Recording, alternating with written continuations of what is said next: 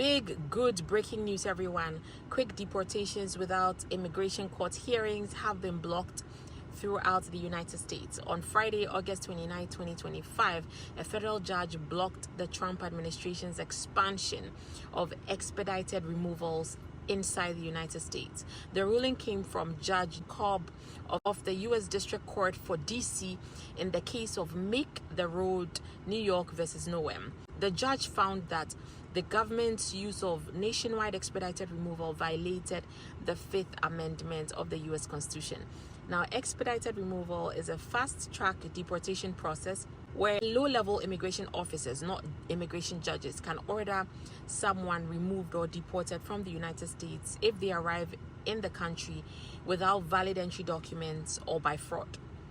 There was a January 2025 Huffman memo which had expanded expedited removal nationwide, targeting anyone in the U.S.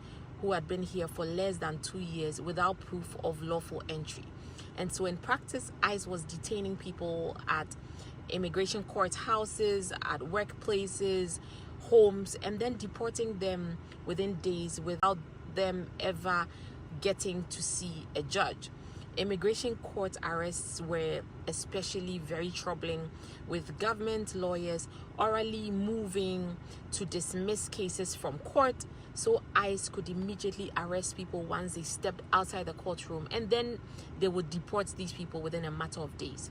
Judge Cobb ruled that this violates the U.S. Constitution, and she stressed that once inside the United States, everyone is entitled to due process no matter how they enter the country. After Judge Cobb's ruling, expedited removal is back to its original limits. This means that it only applies to people without valid papers or entry fraud who, number one, they are caught or apprehended at ports of entry. Number two, they are caught within 14 days of entry into the U.S. and within 100 air miles of the land border. And number three, those who arrive in the U.S. by sea within 2 years.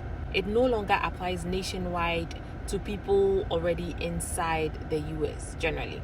This ruling, however, is just a temporary one. The ongoing lawsuits, once finalized, will decide whether the policy is permanently struck down.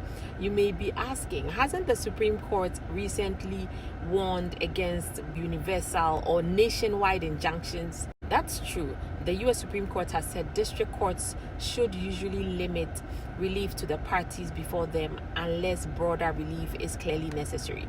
Judge Cobb explained why this case falls within that exception. She didn't issue a classic universal injunction. Instead, she acted under the Administrative Procedure Act (APA), which allows courts to stay an agency rule itself.